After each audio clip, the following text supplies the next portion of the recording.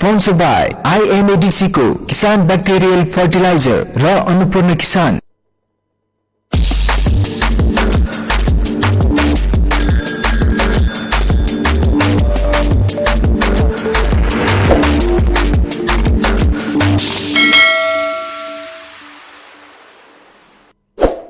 आलीदेखि थालीसम्म, गोठदेखि ओठसम्म, आवाज विहीनको आवाज, यो हो कृषि टेलिभिजन।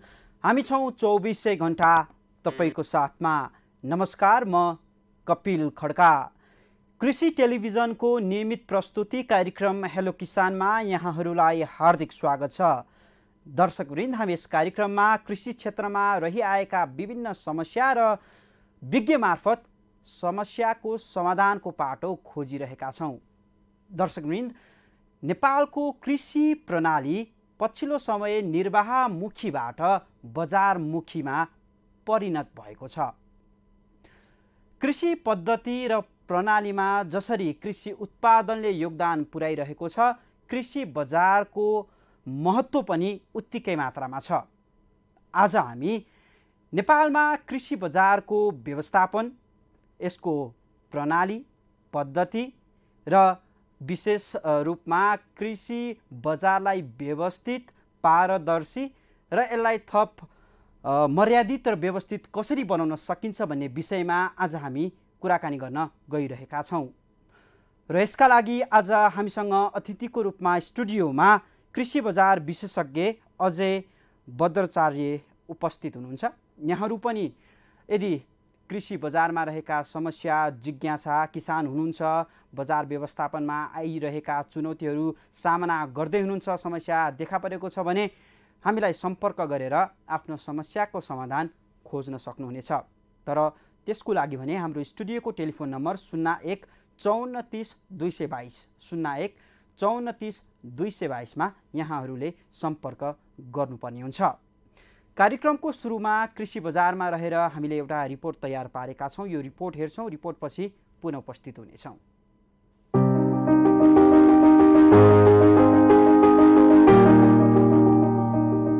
खाद्यान्न, तरकारी, फलफुल, जडीबुटी, पशुजन्य उत्पादन लगायतका विभिन्न कृषि उपजहरू खरिद बिक्री गर्ने स्थानलाई नै सामान्यतया कृषि बजार भन्ने गरिन्छ। कृषि बजारबाट कृषक, व्यापारीदेखि उपभोक्ता समेत लाभान्वित हुँदै आएका छन्। नेपालको आर्थिक विकासको मेरुदण्ड नै कृषि हो। कुल ग्राहस्थ उत्पादनमा करिब 28% योगदान कृषिकै रहेको छ। कृषि निर्वाहमुखी मात्र नभएर आजभोलि बजारमुखी हुँदै गएको छ। तसर्थ कृषि उत्पादनसँगै कृषि बजार पनि एक अभिन्न पक्ष हो। कृषिसँग सम्बन्धित बजार व्यवस्थापनलाई कृषि बजार शास्त्र पनि भन्ने गरिन्छ। बजार शास्त्रमा कृषि वस्तुका क्रेता र विक्रेता बीच आपसी अन्तर्क्रिया हुन्छ। खरिद बिक्री भित्र गरिने कृषि कार्यहरू कृषि बजार शास्त्र भित्र पर्दछ। कृषि बजार व्यवस्थित भएमा कृषि उपज वृद्धि हुन्छ। कृषि उपज वृद्धि हुन सकेको खण्डमा विदेश निर्यात गरी विदेशी मुद्रा आर्जन गरी राष्ट्रिय आयमा समेत वृद्धि गर्न सकिन्छ। त्यसैले कृषि बजारलाई मर्यादित र व्यवस्थित गराउनु आजको आवश्यकता हो। नेपालमा मुख्यतया सटही, स्थानीय, संकलन, थोक वा मुख्य बजार चलन चल्तीमा छन्। सतही बजार अति विकट पहाडी क्षेत्रमा गरिने चलन हो, जहाँ यातायातको सुविधा हुँदैन।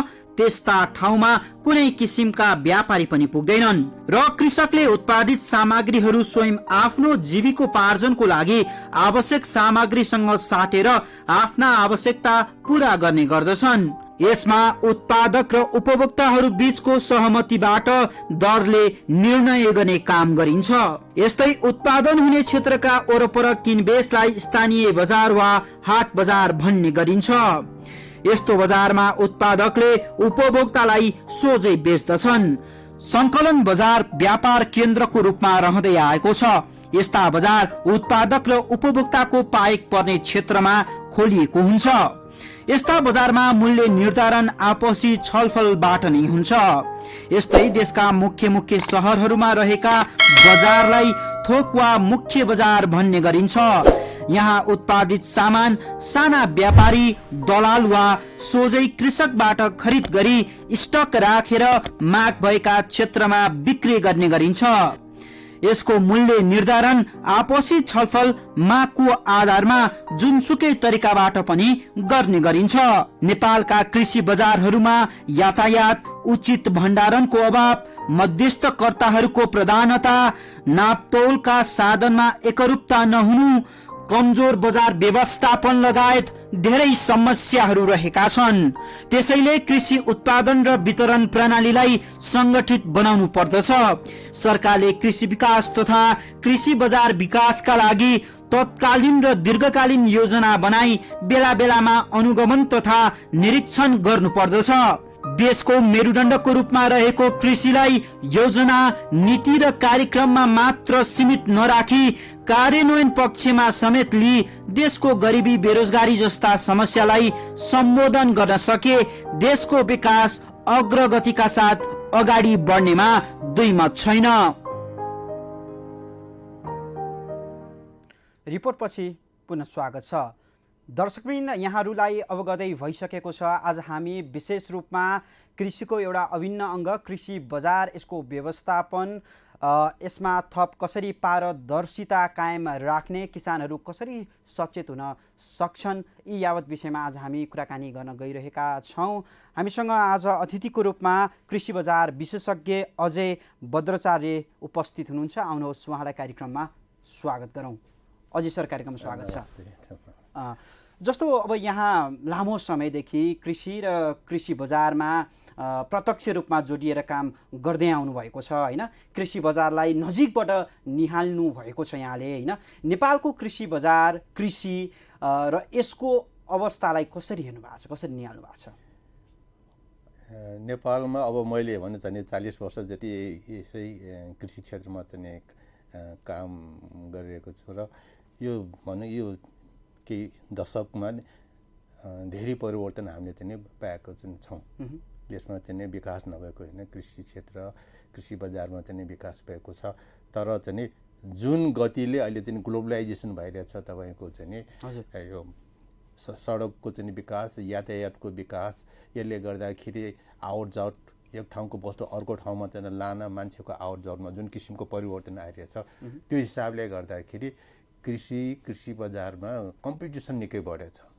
कम्पिटिसन निकै बढ्ने बित्तिकै पहिले अब अधिकांश हाम्रो किसानहरू चाहिँ निर्वाहमुखी थिए, भन्दाखेरि आफूले उत्पादन गरेको चाहिँ घरकै चाहिँ अब हुन्थ्यो, घरमै खपत हुन्थ्यो। तर अहिले यो कम्पिटिसन बढिसकेपछि तपाईँको चाहिँ नि आफ्नो चिज चाहिँ जुन घरमा खपत हुने त छँदैछ, तर यदि चाहिँ बढी भएको चिज बिक्री गर्नु पर्यो भने त्यो अहिले चाहिँ नि पहिले जस्तो सजिलो किसिमले चाहिँ हुँदैन। भन्दाखेरि अहिले बजारमा विभिन्न नेपालकै चाहिँ विभिन्न ठाउँमा उत्पादन भएको राम्रो वस्तुहरू पनि हामी पाइन्छ। भन्दाखेरि देशभित्रकै चाहिँ उत्पादकहरू बिचमा पनि कम्पिटिसन भइरहेको छ। साथसाथै चाहिँ विदेशबाट आएको चाहिँ तरकारीहरूसँग पनि कम्पिटिसन चाहिँ फलफुलसँग पनि कम्पिटिसन हुँदाखेरि जसले चाहिँ म चाहिँ बजारमा पनि लगेर बिक्री गर्छु र के आम्दानी गर्छु भन्ने सोचले कृषि कार्यमा व्यवसायमा लागेको छ, उनीहरूलाई अहिले चाहिँ पहिले जति चाहिँ सजिलो छैन। झन्झन यो कम्पिटिसन बढिरहेछ, झन्झन चाहिँ बजारले चाहिँ उपभोक्ताले चाहिँ क्वालिटी खोजिरहेछ र चाहिँ उसलाई चाहिँ पाएको पनि ठाउँमा उसले चाहिँ वस्तुहरू चाहिँ खोज्छ, सजिलोसँग चाहिँ आपूर्ति होस् भन्ने खोज्छ। भन्दाखेरि जसले ग्राहकको चाहना अनुसार, ग्राहकले चाहेको अनुसारको वस्तु चाहिँ त्यही क्वालिटीको, उसले चाहेको समयमा र उसले चाहिँ चाहेको चाहिँ तिर्न सक्ने भावमा चाहिँ उपलब्ध गराउन सक्छ र चाहिँ त्यो भावमा चाहिँ फाइदा पनि लिन सक्ने खालको उद्यमीहरू, अहिले किसान मात्रै भन्नु भएन, अब त किसान उद्यमी किसानहरू भन्नु पर्यो र उनीहरूमाथि टिक्न सक्छ। नेपालमा चाहिँ कृषि बजार कसरी सञ्चालन भइरहेको छ हैन? कृषि बजारको सम्भवतः आफ्नो ठाउँमा सबै बजारको आफ्नो महत्त्व पनि छ हैन? महत्त्वसहित अलिकति व्याख्या गरिदिनुहोस् न। अब नेपालको चाहिँ कृषि बजारको चाहिँ मेन चाहिँ प्लेयर भनेको चाहिँ गभर्मेन्ट, कृषि मन्त्रालय, त्यो बेला पहिले चाहिँ कृषि विभाग थियो, त्यसपछि कृषि के बजार सेवा विभाग भन्ने थियो जसले बजारको चाहिँ विकास सम्बन्धी विशेष हेर्थ्यो भने त्यसपछि कृषि विभाग हो। अहिले त हाम्रो चाहिँ सङ्घीय संरचना अनुसार चाहिँ सङ्घीय पो तपाईँको प्रान्तीय सरकार हो र चाहिँ हाम्रो चाहिँ स्थानीय सरकार भन्दाखेरि अब यो तीनवटा प्लेयर संस्थाहरूको मेन जिम्मेवारी हो बजार विकासको छ भने त्यो बजारभित्र चाहिँ नि तपाईँको चाहिँ निजी क्षेत्रको सहकारीको पनि त्यत्तिकै महत्त्वपूर्ण भूमिका छ। अब इन्फ्रास्ट्रक्चर तपाईँको नीति नियम आदि बनाउने काम चाहिँ सरकारले चाहिँ गरिरहेछ, जुन अलिक कस्टली पार्ट छ त्यो चाहिँ सरकारको पक्षबाट भइरहेको छ भने त्यहाँभित्र सञ्चालन गर्ने कहाँबाट के ल्याउने भने त्यो चाहिँ बजारको चाहिँ लेनदेनको तरिकाहरू चाहिँ अक्सर त्यो चाहिँ प्राइभेट सेक्टरले नि लिड गरिरहेको चाहिँ हामी पाउँछौँ। निजी क्षेत्रको भूमिका पनि कृषि बजारमा एकदमै अहम छ, ठुलो छ हैन। यसलाई अझै उजागरण गर्न राज्यको पनि त्यत्तिकै योगदान र दायित्व हुन जरुरी पनि छ हैन। अब अलिकति नेपालको बजार प्रणालीको सुधारको पक्षमा कुरा गरौँ न। किन नेपालको कृषि बजार विशेष त हैन सुधारको गतिमा अग्रसर हुन सकेको छैन, के देख्नुहुन्छ? अब यसलाई हामीले ठुलो के भने चाहिँ डिस्प्ले हेरौँ भने अब कृषि बजार कृषिकै एउटा चाहिँ अघि यहाँले भन्नुभयो अभिन्न अङ्ग हो भने चाहिँ मान्छेले चाहिँ अब जो व्यवसायी किसान र कृषि उद्यमीहरूले चाहिँ उत्पादन चाहिँ गर्नु अगाडि नै म यो कहाँ बिक्री गर्ने कसलाई बिक्री गर्ने भने त्यो चाहिँ सोचेर उसले चाहिँ यो चाहिँ उत्पादन गरिरहेको हुनुपर्छ। होइन भने उत्पादन गर्ने अनि चाहिँ बजार खोज्ने भन्ने किसिमको सोच भयो भने धेरै पटक त्यस्ता किसानहरूले चाहिँ धोका खाएको छ। राम्रो मूल्य नपाएर बजार नपाएर उनीहरूले चाहिँ धेरै घाटा खाएको अवस्था भएको हुनाले अब सफल व्यवसायी किसान हुनलाई उसले पनि प्लानिङ त गरेको हुनु पर्यो। म यो उत्पादन चिज कहाँ बिक्री गर्ने कसलाई बिक्री गर्ने कहिले बिक्री गर्ने कुन भावमा चाहिँ बिक्री गर्ने यो पहिला पनि उसले सोचेको हुनुपर्छ भनेको यस्तो किसिमको अब किसानहरूको तर्फबाट पनि पहिले जस्तै चाहिँ फुर्सदमा आफूले चाहिँ मन लाग्यो गरिरहँ बिक्री भइहाल्छ भन्ने किसिमको सोच अहिले चाहिँ हुँदैन। भन्दाखेरि यस्तो अवस्थामा किसानको तर्फबाट पनि म चाहिँ मैले अहिले भने जस्तै किसिमको हो भने उसलाई चाहिँ कहाँ बिक्री गर्ने त्यो ठाउँको व्यवस्थापन गर्ने त्यसको नीति नियमहरू बनाउने त्यसमा चाहिँ सरकारको ठुलो भूमिका हुन्छ। हजुर अहिले खालि बजार भन्ने खालि बिक्री गर्ने थलो मात्रै नभएर त्यसमा विभिन्न सुविधाहरू चाहिँ हुनु पर्यो। भने तरकारी बजार फलफुल बजार भनेको चाँडै नाशमान हुने चाहिँ वस्तुहरू हो। 35-40% वस्तु नोक्सान भएको हुन्छ। किसानको उत्पादन थलोदेखि उपभोक्तासम्म पुग्दाखेरि त्यति चाहिँ ढुवानी मार्केट यो ट्रान्सपोर्टेसन कस्ट स्टोरेज ह्यान्डलिङ भन्छ नि अब तपाईँको ओसार पसार आदिमा त्यति नोक्सान भइरहेको वस्तु यो किसान आफै पनि सचेत रहनु पर्यो हैन। आफूले कुन बाली लगाएको छ त्यो बालीको उत्पादन लिनुभन्दा अगाडि नै पूर्व तयारीका साथ मैले बजार व्यवस्थापन कसरी गर्नुपर्छ भनेर किसान आफै नै सजग हुन सकेको खण्डमा मात्र सफल हुन्छ, सफल पनि हुन्छ, उचित मूल्य पनि उहाँले उचित मूल्य पनि पाउनुहुन्छ। किनभने अहिले चाहिँ भनेको चाहिँ 40% को 33 अरबको त तरकारी आयात गर्यो भनेर चाहिँ हामी हेर्छौँ पढ्छौँ हैन। भारतबाट धेरै वस्तु आइरहेको छ भन्दाखेरि अब मैले अघि सुरुमा भने जस्तै कम्पिटिसन देशभित्र उत्पादकहरूसँग पनि कम्पिटिसन छ, देश बाहिरका उत्पादकहरूसँग पनि कम्पिटिसन छ।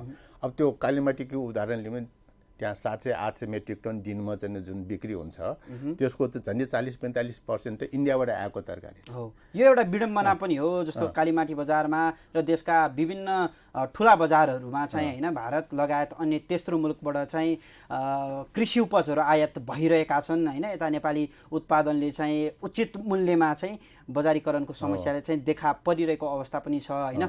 थप यो कुरामा अब कसरी समस्याका पाटाहरू त छँदैछन् हैन, यसलाई कसरी हामी समाधान गर्न सक्छौँ हैन, राज्यको भूमिका कस्तो हुन्छ अझै हामी विस्तृत रूपमा यसलाई केलाउने नै छौँ। तर बजारकै समस्यामा रहेर अहिले पछिल्लो समय जस्तो कोरोना महामारीले देश लगायत हैन विश्वव्यापी रूपमा नै असर पारिरहेको छ, जसको प्रत्यक्ष असर चाहिँ नेपालको कृषि क्षेत्र र कृषि बजारमा पनि यसले पुर्यायो हैन। पछिल्लो समयलाई हेर्ने हो भने लकडाउनको चपेटामा किसानदेखि व्यवसाय र यो प्रणाली नै गाजिएको छ होइन। अब फेरि पनि कोरोना महामारी बढ्ने क्रममा छ होइन। भोलिको दिनमा फेरि लकडाउन नहोला भन्न सकिँदैन। लकडाउनको तयारीमा पनि सरकार जुटेको छ होइन।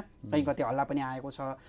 यहाँले चाहिँ अब कसरी देख्नुहुन्छ यो लकडाउन भइदिनै हाल्यो भने चाहिँ पहिलाको पाठबाट के कुरा हामी सिक्न सक्छौँ बजारलाई अझै व्यवस्थित पार्नको लागि? एकदमै गत सालको जुन अनुभव हामीले हेऱ्यौँ भने लकडाउनबाट सबभन्दा चाहिँ भने अब नराम्रोसँग चाहिँ मारमा परेको चाहिँ किसान र कृषि व्यवसायमा लागेको मान्छेहरू नै हो। अब हामीले देख्यौँ कति चाहिँ नगरपालिकाहरूले चाहिँ किसानको चाहिँ उत्पादनलाई चाहिँ गाडेको छ। यसमा कोरोना चाहिँ सर्छ नि बाहिरबाट चाहिँ अब एक ठाउँमा उत्पादन भएको तरकारी अर्को ठाउँमा चाहिँ लान नदिने, दुध फालेको चाहिँ हामीले चाहिँ देख्यौँ। भनेको यस्तो किसिमको चाहिँ नि भनेको अब म्याच्योर नभएको डिसिजनले पनि किसानहरूलाई चाहिँ बेकारमा चाहिँ दुःख खानु पर्ने भयो।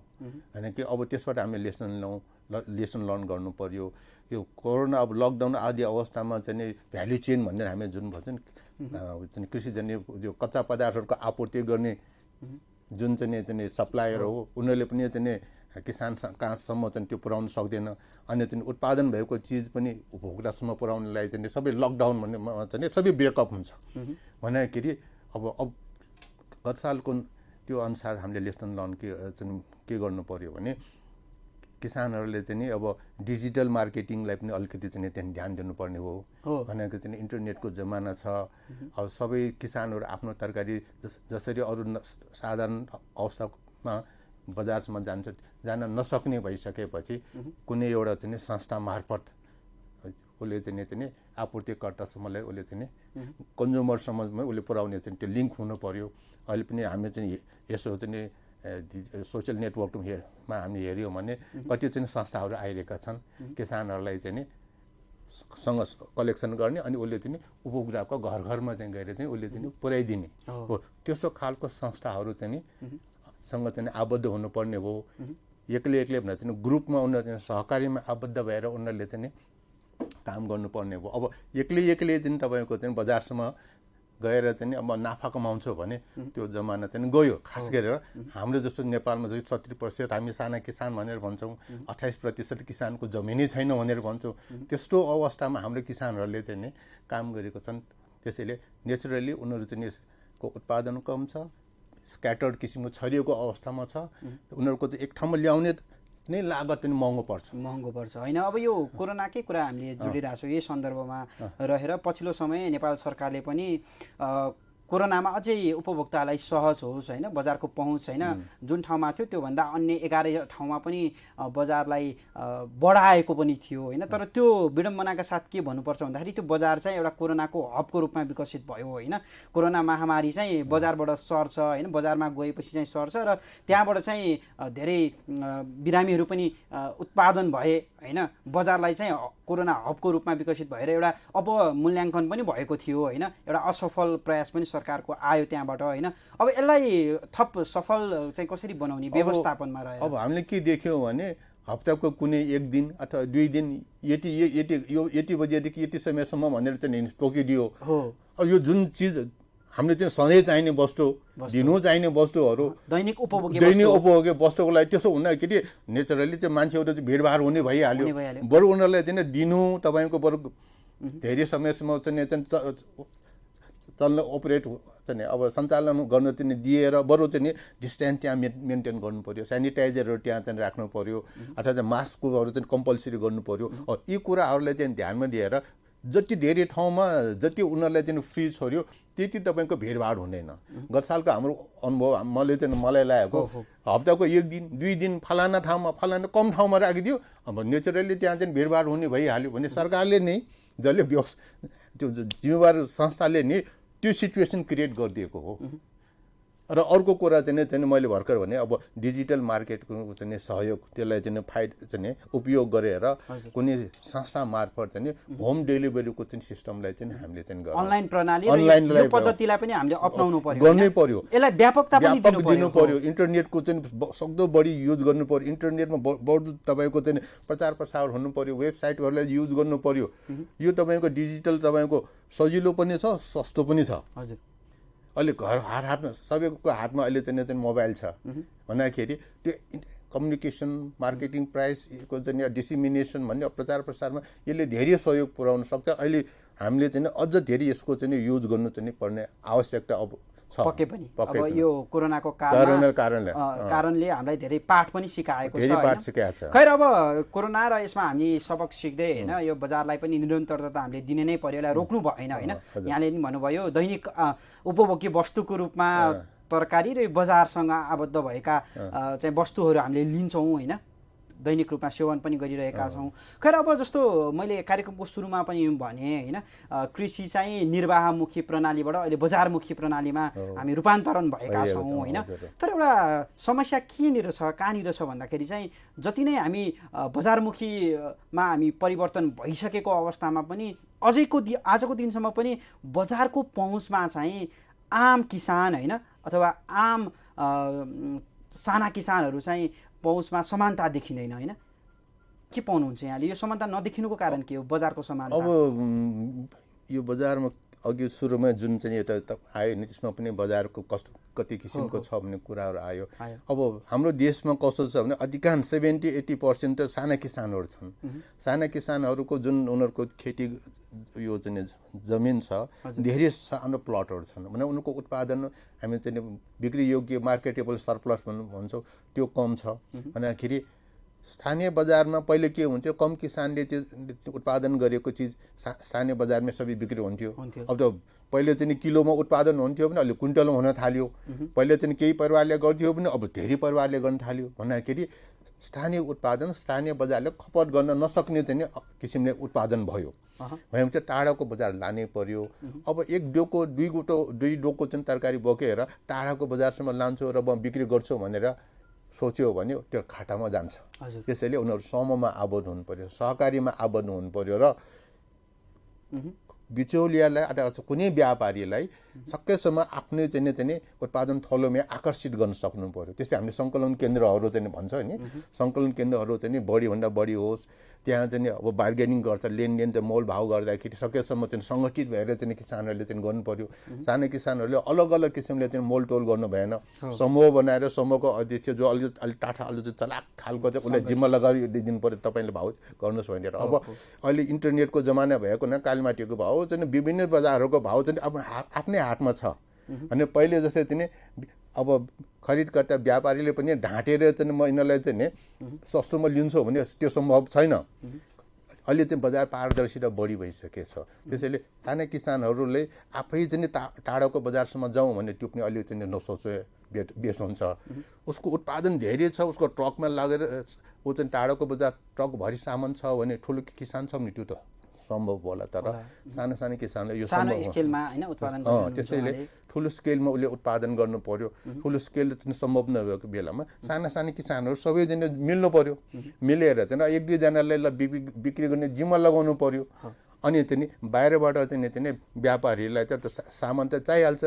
अब पनि यसमा चाहिँ स्थानीय निकायको होइन स्थानीय सरकारको चाहिँ यसमा भूमिका अझै अहम रहन्छ। एकदम अहिलेको हाम्रो फेडरल स्ट्रक्चरमा त स्थानीय सरकारको सबभन्दा ठुलो चाहिँ भूमिका हुन्छ। उसले सङ्कलन केन्द्र कहाँबाट बनाउने, उसले चाहिँ स्ट्रक्चरहरू चाहिँ होइन अब हाट बजार त्यस्तो चाहिँ त्यहाँ चाहिँ जस्ट पाताहरू सहित केही चाहिँ घामपानी संरचनाहरू चाहिँ बनाइदिनु पर्यो।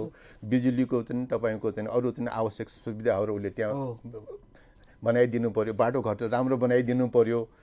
त्यसैले स्थानीय सरकारको ठुलो भूमिका हुन्छ। अहिले चाहिँ हाम्रो चाहिँ संरचना अनुसार स्थानीय सरकारलाई नै बजार विकासको चाहिँ सबभन्दा धेरै ठुलो जिम्मा दिएको छ। त्यस हिसाबले स्थानीय सरकारले अहिले म पढ्छु भन्दाखेरि स्थानीय सरकार यो चाहिँ हाम्रो नगरपालिका गाउँपालिका पनि बजार विकासमा उनीहरूले निकै ठुलो चासो लिएको देखिरहेछ। हो त्यो राम्रो चाहिँ एउटा ट्रेन्ड हो। जब स्थानीय सरकारले किसानलाई र बजारीकरणमा जब स्थानीय सरकारको होइन भूमिका अझै माथि बढेर काम गर्यो भने नै बजारको अझै व्यवस्थापन र यो पद्धतिमा पनि हामीले काम गर्न सक्छौँ। बिल्कुल। अब जस्तो पछिल्लो समय जस्तो देश विदेशहरू हेर्ने हो भने होइन नेपालमा पनि कुनै कुनै ठाउँमा त भएका छन् होइन विदेशमा विशेष गरी त्यो पद्धतिमा चाहिँ होइन आधुनिक प्रक्रियामा चाहिँ आधुनिक पद्धतिमा चाहिँ विदेश अगाडि बढिसकेको छ होइन थोरै बहुत नेपालको पनि कृषिकै क्षेत्रमा नभए पनि अन्य क्षेत्रमा चाहिँ आधुनिक पद्धतिमा चाहिँ गएको पनि पाइन्छ होइन तर हामी कृषिमा चाहिँ टाढा नै छौँ आजको दिनसम्म पनि होइन के पाउनु भएको छ यहाँले आधुनिक बजारको अभ्यास किन हुन सकिरहेको छैन जस्तो कि आधुनिक बजारकै कुरा गर्दाखेरि यहाँले अघि लकडाउनमा चाहिँ अथवा कोरोना कालमा लकडाउन भइहाल्यो भने अनलाइन पद्धति हामीले अपनाउनुपर्छ भन्नुभयो सम्भवतः यो पनि एउटा आधुनिक पद्धतिको उदाहरण हुनसक्छ होइन यस्तै अन्य आधुनिक प्रविधिमा चाहिँ किन जान सकेनौँ हामी अब टोटल्ली नगएको त होइन तर गइरहेको छ अब भन्यो भरतपुरमा चाहिँ त्यहाँ स्मार्ट बजार बन्यो तपाईँको बल्खु बजार बन्यो प्राइभेट सेक्टरले कालीमाटी बजार पनि देशको सबभन्दा ठुलो होलसेल मार्केट अब त्यो त तपाईँको 1998को त्यो बेलाको चाहिँ नि आवश्यकता अनुसार बनाएको हो त्यस्तो अर्को काठमाडौँ भ्यालीभित्र चाहिँ 8-9 वटा बन्नुपर्ने हो त्यो हिसाबले हामीले यहाँ चाहिँ पाएनौँ होइन के अरे कृषिमा अब बजेट अलि अरूको दाँजोमा चाहिँ कमै हामी पाउँछौँ 2-3% बजेटको त्यसभित्र पनि बजार चाहिँ विकासमा चाहिँ अझै कम चाहिँ हाम्रो ध्यान गएको छ न्यून त्यसैले जुन हिसाबले चाहिँ बजार विकास हुनुपर्ने हो आधुनिक चाहिँ अब समयको माग अनुसारको चाहिँ खालि चाहिँ तरकारी फलफुल मात्रै बिक्री गर्ने भनेकै त्यही ठाउँमा चाहिँ विभिन्न सुविधायुक्त बजारहरू हुनुपर्ने हो त्यो त तपाईँको महँगो हुन्छ अहिले काठमाडौँ भ्यालीभित्र चाहिँ यति चाहिँ जग्गाको भाउ चाहिँ तपाईँको बढेको छ कि बजार बनाउने ठाउँ नै पाइरहेको छैन त्यसैले लङ टर्म सोचको हिसाबले भने कि अब फास्ट ट्र्याक आउँदैछ र अरू पनि बाटोहरू भ्यालीसँग लिङ्क हुँदैछ नि हो त्यो सुरु हुने पोइन्टमै अहिले जग्गा जहाँ अहिले सस्तो छ त्यही बेला हामी त्यहाँ ठुल्ठुलो होलसेलको लागि जग्गा चाहिँ अधिग्रहण गरेर होलसेल बनायो भने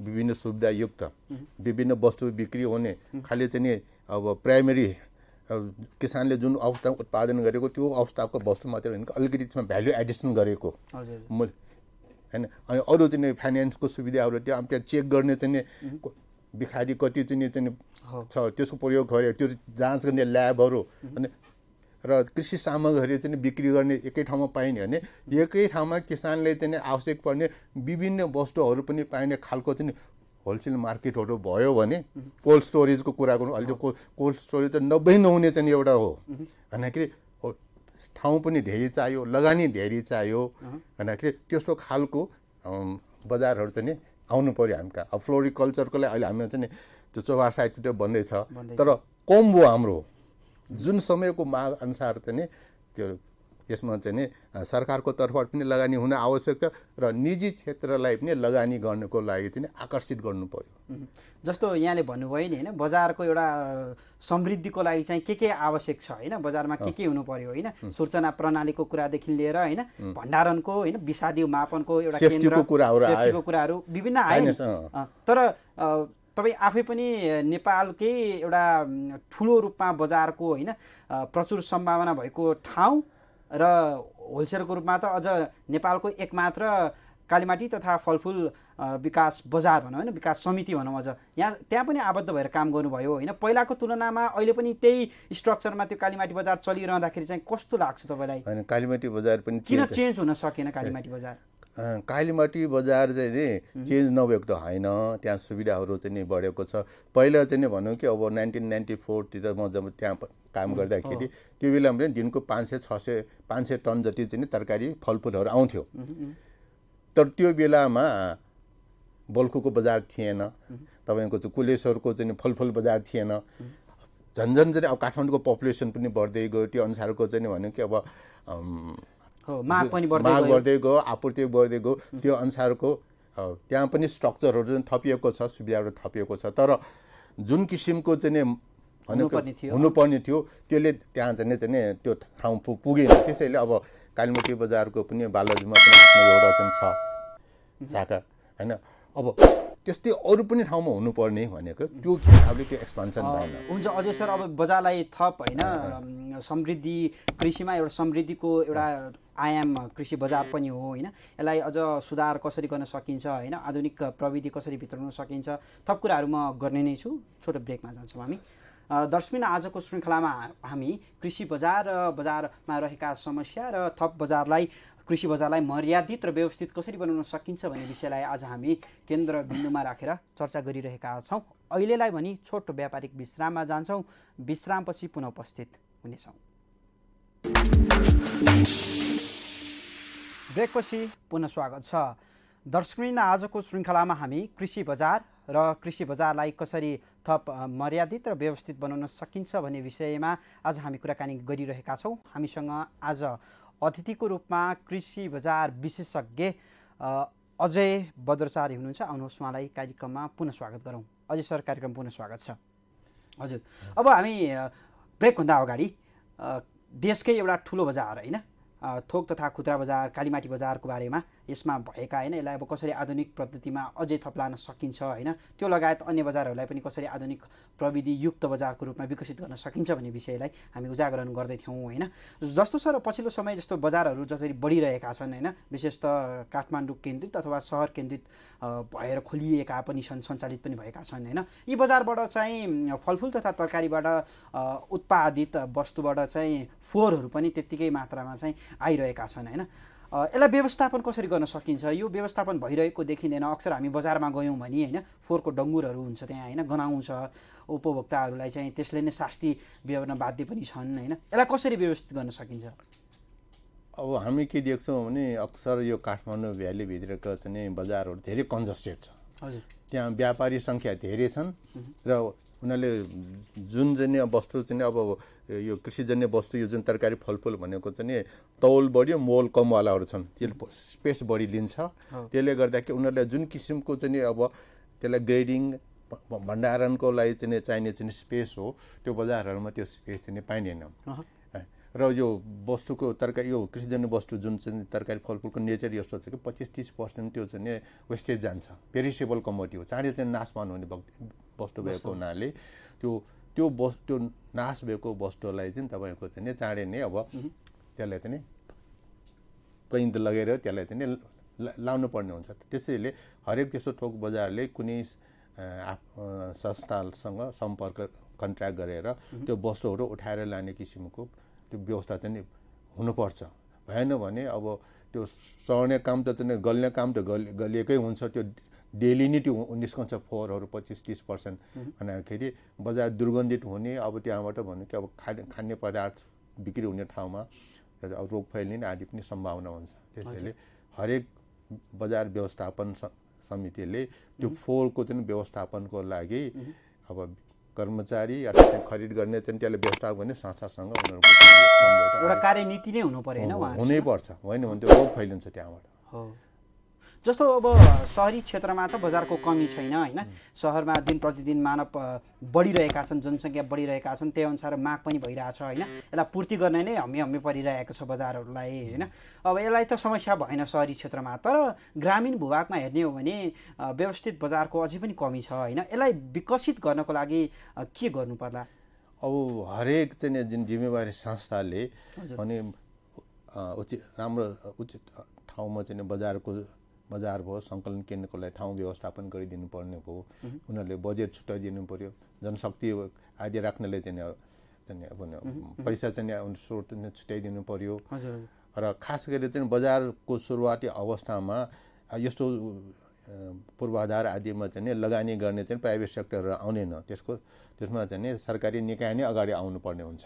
सरकारी निकाय प्लस उसले चाहिँ प्राइभेट सेक्टरलाई पनि आकर्षित गरेर उनीहरूको पनि लगानी आउने किसिमको एउटा वातावरण बनाइदियो भने गाउँघरमा ठाउँ र उचित सही ठाउँमा र चाहिँ एउटा चाहिँ भने अब सङ्कलन केन्द्र आदिको लागि चाहिँ टावरहरू आदि, त्यहाँ चाहिँ अब वेइङ स्केलहरू, भण्डारण गर्नेलाई ठाउँ, बिजुलीको व्यवस्था अब यस गरिदिने भयो भने ठाउँमा त्यस्तो भइदियो भने अनि किसानहरू र खरिदकर्ता व्यापारीहरूलाई चाहिँ एकै ठाउँमा भेटघाट हुनलाई, खरिद बिक्री गर्नलाई एउटा चाहिँ राम्रो चाहिँ चाहिँ अब स्थल र वातावरण हुन्छ। हो, अब तपाईँ लामो समयदेखि यसै क्षेत्रमा लागिरहनु भएको छ होइन। कृषि बजार र बजार शास्त्र पनि एक आपसमा चाहिँ जोडिएका छन् होइन। नेपाली किसान होइन, व्यवसायीदेखि उपभोक्ता बजार शास्त्रमा रहेर काम भइरहेको छ के पाउनु भएको छ? अब बजार यसमा चाहिँ के भने डिमान्ड र सप्लाईले तपाईँको चाहिँ मेन मार्केट फोर्सले चाहिँ काम गर्ने हो। हजुर भने कि बजारको माग डिमान्ड अनुसारको त्यहाँ चाहिँ वस्तुहरू पनि उत्पादन हुनुपर्छ। त्यहाँ विभिन्न अरू चाहिँ खरिदकर्ताहरू मार्केट प्लेयरहरू पनि आउँछन्। भन्दाखेरि जब माग र आपूर्ति अनुसारको हुन सकेन भने त्यहाँ चाहिँ अलिकति डिस्टोर्सन भन्छ नि, अलिकति कसैले चाहिँ जुन हुनुपर्ने हो त्यो नभइकन त्यहाँ चाहिँ विकृतिहरू चाहिँ आउँछ। र चाहिँ बजारमा पारदर्शिता हुनु पर्यो। पारदर्शिता भएन जसले चाहिँ इन्फर्मेसन इज पावर भन्छ नि, सूचना नै शक्ति हो। अनि व्यापारी यिनीहरूसँग चाहिँ त्यो सूचनाहरू बढी हुने भएको हुनाले, लेटेस्ट इन्फर्मेसन बढी हुने भएको हुनाले कहिलेकाहीँ उनीहरूले चाहिँ नि किसानको चाहिँ विक्रेताको अज्ञानताको फाइदा पनि उठाउन खोज्छन्। हजुर त्यसैले बजारमा पारदर्शी हुनु पर्यो। फ्री कम्पिटिसनको लागि चाहिँ आवश्यक वातावरण हुनु पर्यो र किसानहरूको पनि क्षमता पनि वृद्धि हुनु, उनीहरूको पनि क्यापेसिटी चाहिँ बिल्डअप गर्नुतर्फ चाहिँ नि संस्थागत कुनै अब सरकारी निकायहरू जुन अब गाउँपालिका नगरपालिका यिनीहरूले पनि त्यसमा चाहिँ भूमिका खेल्नु पर्यो। किसानहरू यो व्यापार पनि एउटा चाहिँ अब सिक्नुपर्ने विषय हो र त्यसै सिकिन्छ भन्ने कुरा होइन। उनीहरूको क्षमता वृद्धि गर्नु पर्यो। डिमान्ड र सप्लाई अब चाहिँ मूल्य निर्धारण कसरी हुन्छ, कृषिजन्य वस्तुको मूल्य चाहिँ अब कालीमाटीको भने बिहान एउटा भाव हुन्छ, दिउँसो एउटा भाव हुन्छ, साँझ एउटा भाव हुन्छ। मूल्यमा पनि समानता छैन। माग र आपूर्ति जो यो कसो नि तत्कालीन बजारमा चाहिँ कस्तो अवस्था छ। माग धेरै छ भने भाव बढ्छ। हजुर हैन, माग छैन खालि आपूर्ति मात्रै छ भने भाव घट्छ। अब किसानले बिहानको भाव सुनेर चाहिँ तरकारी बजार आउँछ, दिउँसो पुग्छ, भाव त फरक परिसकेको हुन्छ। अनि ल बजार सूचना नै गलत दियो भन्ने किसिमको चाहिँ मनमा पर्छ। त्यसैले बजार सूचना दिने संस्थाहरूले पनि कुन समयको भाव हो त्यो समय चाहिँ भनिदियो भने किसान अझ होला चाहिँ क्लियर हुन्छ। ओ भाव त एकनास हुँदैन, अरू चाहिँ तयारी वस्तु इन्डस्ट्रियल गुड जस्तै स्थिर मूल्य त हुँदैन। समय अनुसारको वस्तुको स्वभाव अनुसारको भाव उतार चढाव भइरहेको हुन्छ। त्यसैले किसानहरूलाई जो सुरुमा भर्खर चाहिँ बजारमा आएको छ उनीहरूलाई बजारमा कसरी चाहिँ यो लेनदेन हुन्छ, बिक्री भाव कसरी चाहिँ तय हुन्छ भने यो कुरा पनि उनीहरूलाई चाहिँ जानकारी चाहिँ गराउनुपर्छ। आफै पनि अवगत हुन अग्रसर हुनु पर्यो। त्यसैले मैले चाहिँ जहिले पनि भन्छु कि समूहमा जो अलिकति सम्बन्ध अलि चाहिँ चलाक छ, पढे लेखे छ, बजारको यो लेनदेनसँग बुझ्नु भएको छ, उसलाई चाहिँ लिडर बनाइन्छ। उहाँको त्यो लिडरसिप क्वालिटी देखिनु पर्यो। उहाँको लिडरसिपमा अरू चाहिँ समूहको जस्तो सर यहाँले कार्यक्रमको सुरुमा हामीले अलिकति कुरा पनि जोड्यौँ होइन।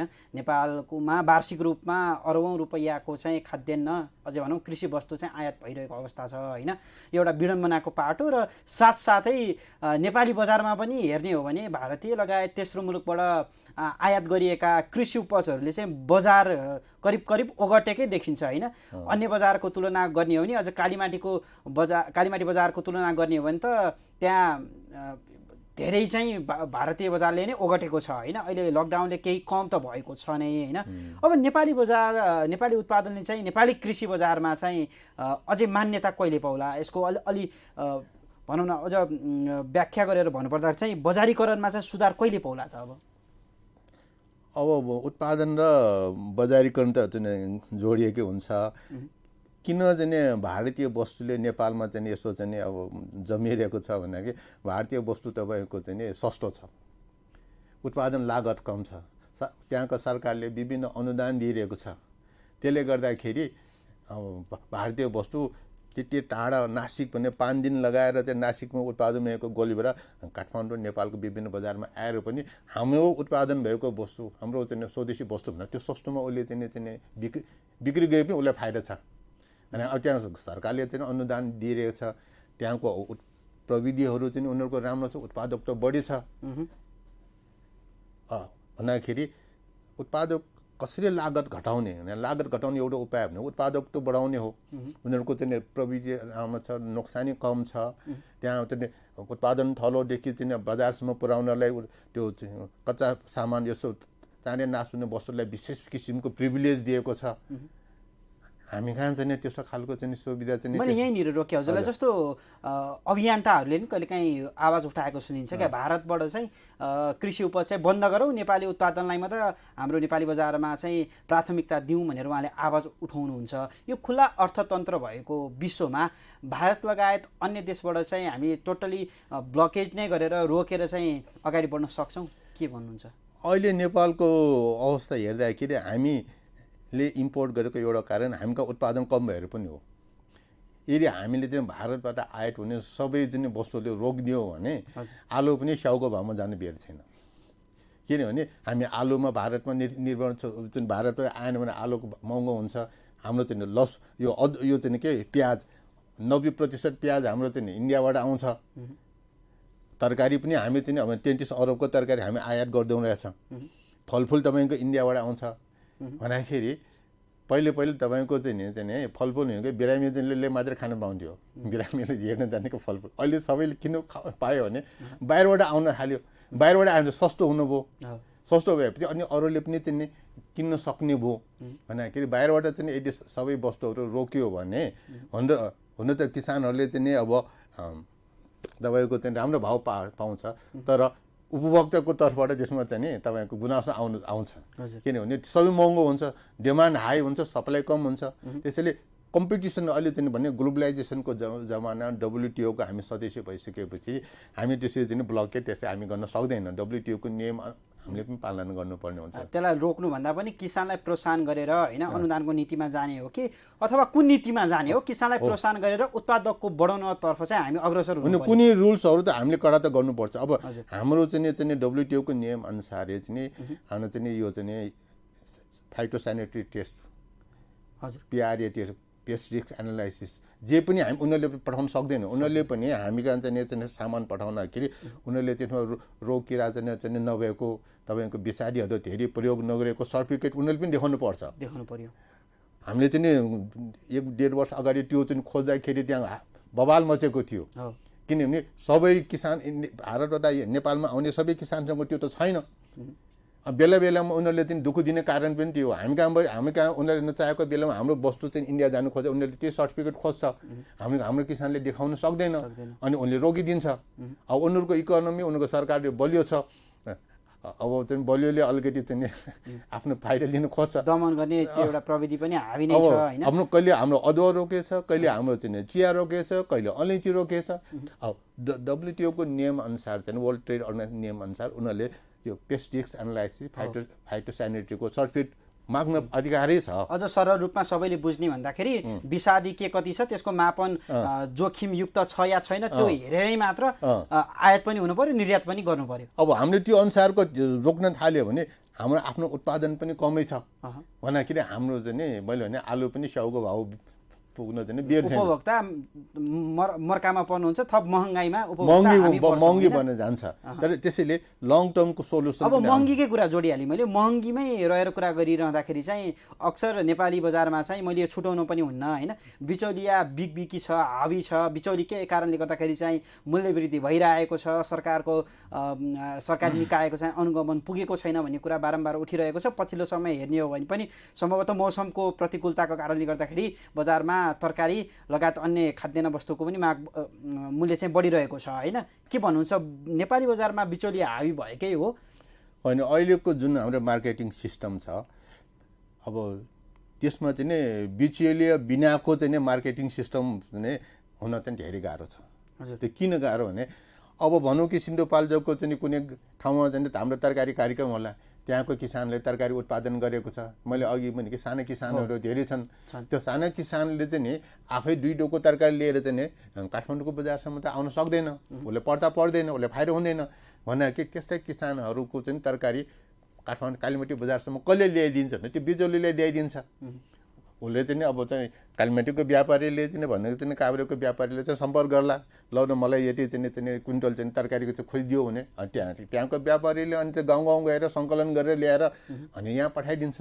यदि बीचको त्यो मिडलम्यान नभएको भए त्यो चाहिँ गाउँको तरकारी त गाउँमै चाहिँ खपत हुनुपर्ने भयो भन्दाखेरि अहिले नेपाल जस्तो चाहिँ सानै किसानहरूको चाहिँ रिजनी भएको ठाउँमा चाहिँ नि बिचौलिया भएन भने त्यो तरकारी बजारसम्म कहाँको उपभोक्तासम्म चाहिँ पुर्याउन धेरै गाह्रो हुन्छ। एउटा स्वस्थ र स्वच्छ रूपमा चाहिँ प्रतिस्पर्धा हुनु पर्यो। बिचौलियाले पनि यदि काम गरिरहनु भएको छ भने किसानको एटलिस्ट लागत मूल्य चाहिँ उठ्नु पर्ने अवस्थामा चाहिँ उहाँहरूले काम गरिदिनु भयो भने अझ राम्रो हुने थियो। अब भन्दाखेरि अब किसानहरूको चाहिँ मोलतोल गर्ने क्षमता वृद्धि गर्नु पर्यो। त्यो कसरी वृद्धि गर्ने भन्दाखेरि किसानहरू सङ्गठित हुनु पर्यो। एउटै समूहमा 20 जना छ, 20 जनाले म अलग अलग बिचौलियासँग बिक्री गर्छु भन्यो भने बिचौलीले त्यहाँ चाहिँ सस्तोमा किन अहिले चाहिँ उसको चाहिँ नि भन्यो कि क्षमता वृद्धि हुन्छ। तर अझै सर, अब जना हामी सङ्गठित कार्यक्रमको अन्तिममा पनि छौँ। अब अन्तिममा जाँदा जाँदा म एउटा प्रश्न यहाँलाई राख्न गइरहेको छु, छोटो म जवाफ चाहन्छु। अब बजारमा भएका चुनौतीहरूलाई सामना गर्दै होइन थप बजारलाई चाहिँ सुदृढ गर्नको लागि अब हामीले गर्नुपर्ने निजी स्तर र सरकारी स्तर दुवैबाट के हुन सक्छन्, के कोही कुरामा ध्यान दिनुपर्ने हुन्छ? अब विभिन्न ठाउँमा चाहिँ नि बजारहरू चाहिँ बनाउनु पर्ने हुन्छ। त्यसमा चाहिँ जुन चाहिँ भौतिक संरचना आदि चाहिँ निर्माण चाहिँ को लागि चाहिँ सरकारी सेक्टरको चाहिँ भूमिका बढी हुन्छ। सरकारले त्यसमा चाहिँ सुरुवात लिनुपर्छ, उसले चाहिँ लगानी गर्नुपर्छ। अनि त्यो बजार सञ्चालनको चाहिँ भनेको विभिन्न चाहिँ अब नियमहरू पनि वातावरण चाहिँ निजी क्षेत्र यिनीहरूलाई चाहिँ आकर्षित गर्नलाई पनि भूमिका चाहिँ सरकारकै हुन्छ, सुरुको रोलहरू। तर बजारभित्र चाहिँ जुन चाहिँ लेनदेन आदिमा चाहिँ व्यापारीहरूको चाहिँ खुल्ला उनीहरूले चाहिँ डिमान्ड र सप्लाई अनुसार चाहिँ त्यसमा चाहिँ व्यापारीहरू नै खेल्छन्। र बजारमा लगानी गर्नको लागि सरकारी पैसाले मात्रै चाहिँ पर्याप्त नहुन सक्छ। त्यसैले निजी क्षेत्रलाई पनि बजार बनाउनलाई यस्तो किसिमको मोडालिटीहरू डेभलप गर्नु पर्यो ताकि उनीहरूले लगानी गर्न आओस्। सरकारको पैसा र निजी क्षेत्रको पैसा दुवै चाहिँ भयो भने विभिन्न भौतिक संरचनाहरू, कम्युनिकेसनको कुराहरू, मैले अघि सुरुमै भनेको अहिले बजार मात्रै होइन, त्यसमा विभिन्न सुविधा दिने खालको चाहिँ त्यहाँ चाहिँ हुनु पर्यो, कोल्ड स्टोरेजहरू हुनु पर्यो, पर्याप्त ठाउँहरू हुनु पर्यो। निजी क्षेत्रले तपाईँको चाहिँ त्यो जग्गा किनेर त्यो चाहिँ बजार सञ्चालन गर्न उनीहरूलाई गाह्रो हुन्छ। हस्, अब हामी समयको पाबन्दीमा छौँ। स्टुडियोसम्म आइदिनु भयो, यहाँको विचार धारणा पनि व्यक्त गरिदिनु भयो, यहाँलाई धेरै धेरै धन्यवाद। यहाँलाई पनि मलाई मौका दिनुभएकोमा धेरै धेरै धन्यवाद छ। हस्, दर्शकवृन्द, आजको श्रृङ्खलामा हामीले विशेष रूपमा कृषि बजार, यसको व्यवस्थापन, यसलाई थप मर्यादित र व्यवस्थित कसरी बनाउन सकिन्छ भन्ने विषयलाई आज हामीले उजागरण गऱ्यौँ। भोलि नयाँ विषयवस्तुका साथ पुनः उपस्थित हुने नै छौँ। कृषि टेलिभिजन भने हेर्दै रहनुहोला। जय कृषि, जय किसान, समृद्ध कृषि, नेपालको शान।